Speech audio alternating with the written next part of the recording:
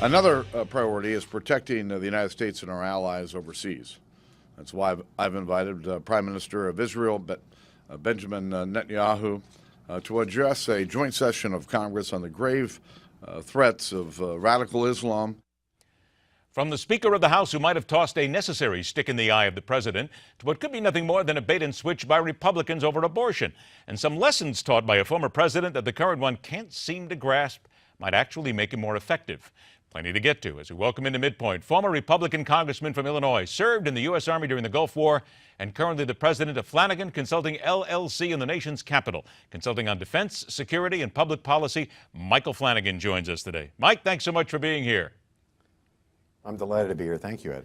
Let's get down to what we just saw from John Boehner, because I think this is interesting and rather endemic of what's going on in Washington right now. The Speaker invites the Israeli Prime Minister, Benjamin Netanyahu, to come speak in front of Congress. The White House fires back, "You didn't check with us." They even call the Israelis and say, "You didn't check with us."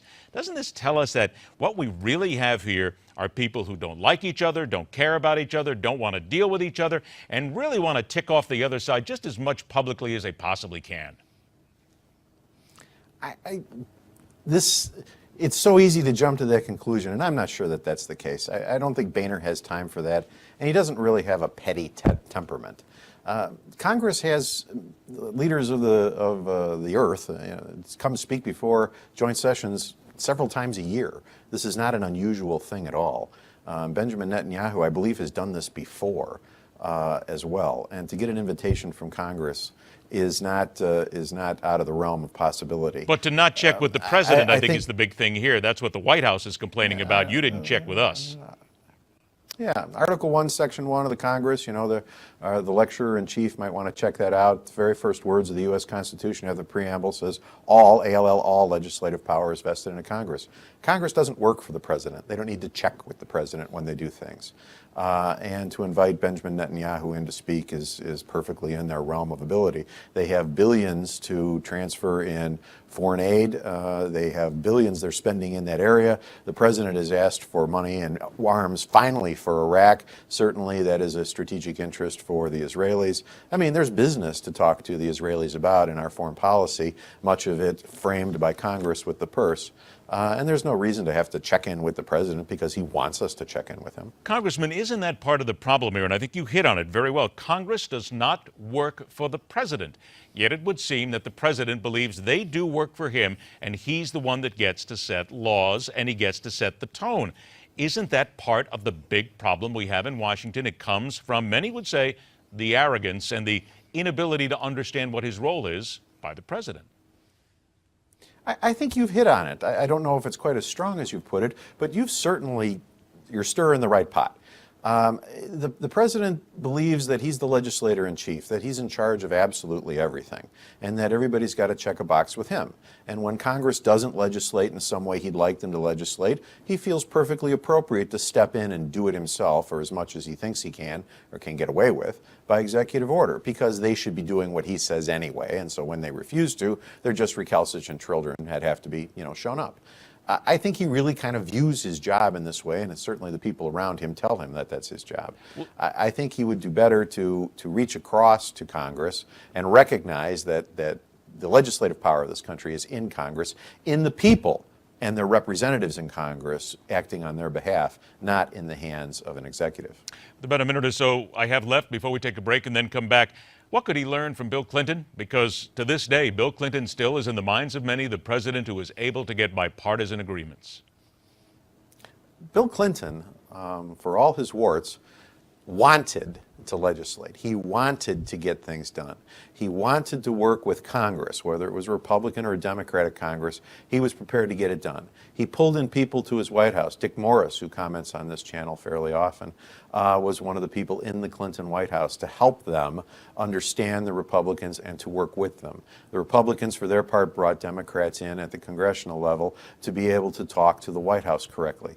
And there was a great deal of activity between congressional Democrats, congressional congressional Republicans and together with the White House. You don't see the president involved at that level at all because he doesn't think he needs to be. It's almost as if he wants to remain as far away as possible and keep himself insulated, if you will, from the little people. But we'll discuss that when we come back. Hold on just a couple of minutes here, Congressman. At a time when a good part of America is screaming about better security, new border bills drafted by Republicans would seem to fly in the face of what the voters demand. We're going to get to that and a whole lot more with former Illinois Congressman Michael Flanagan. And maybe the president does need to, I don't know, maybe have an after-dinner cocktail with the guys from the other side sometime. Midpoint continues.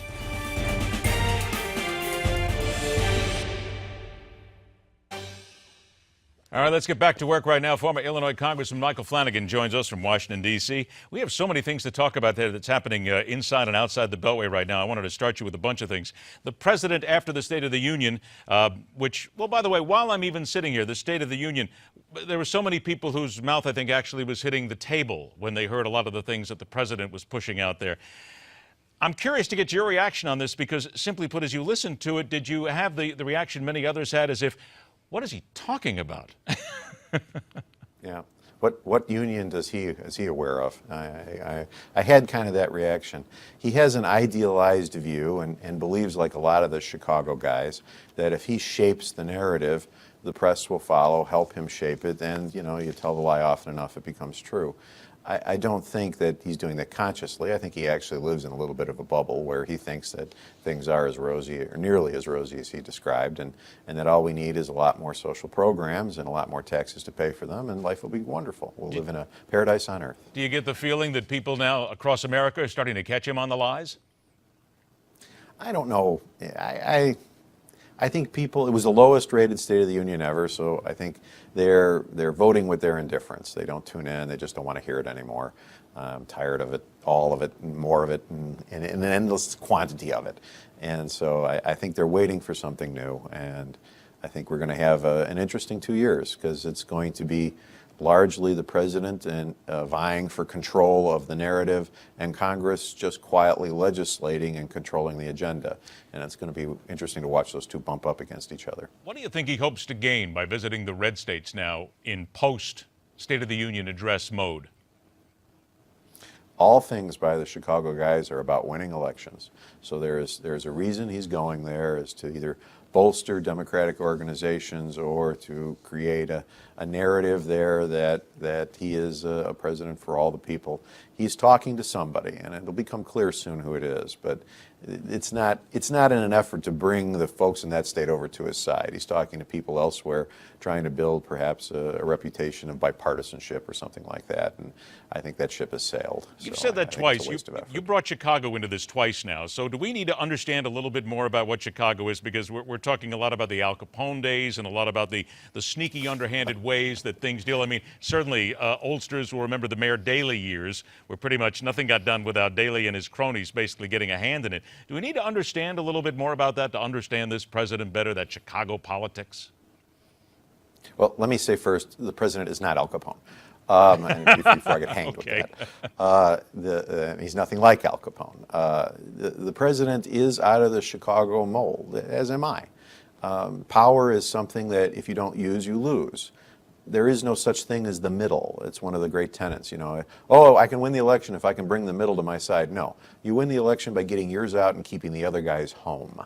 That's how you win an election. So negative campaigning becomes important, not because you want everyone to understand what a bad guy your opponent is, but because it demoralizes your opponent's supporters and they stay home. Rahm Emanuel is about to be reelected, not because there's some great groundswell of love for him in Chicago. It's that they have managed to make sure that no one's running against him. He has got the great Chicago equation of making sure that mine get out and nobody else's show up. There are lots of rules to Chicago politics that have no relevance outside of Chicago unless they're operated by Chicago guys who you have in the White House. And their methods of operation are not mysterious, but once you have the key, they become kind of obvious. But I think the president has been able to dance circles around the Republicans a lot of times over the last 6 years because they're working from a different playbook. And the president gets to make the rules in a lot of these matters involving more narrative than legislation. I got about a minute or so left here. I need to ask you about two things here. The Republicans now have a bill out there, a new border bill that removes some of the border fences, some of the weaker fences out there. Also, they decided not to bring up the Pain-Capable Unborn Child Protection Act, which has many people who are anti-abortion very angry. Are they at a stage right now where they've got to be very careful? It seems like they're kind of changing their message a little bit, but they need to be careful not to alienate those people who elected them in the midterms? I think that they're trying to build a consensus in the Congress to get the bills passed. It's my understanding that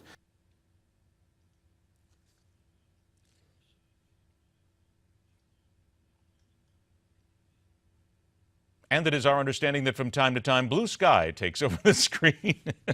Actually, that was just the camera tilting up. We wanted to show you that it was a beautiful day in Washington, D.C. Everything's good, no problems whatsoever. So let's just take that from the fact that, unfortunately, we are unable to get involved with the congressman here right now because we're having a technical difficulty in Washington, D.C. But remember, it's all blue sky inside the Beltway. Everything's good. Everything's fine. We do want to thank Congressman Michael Flanagan for joining us here today and giving us a little bit of the inside here. Perhaps it's better if one of these days we spend some time learning a little bit more about Chicago politics.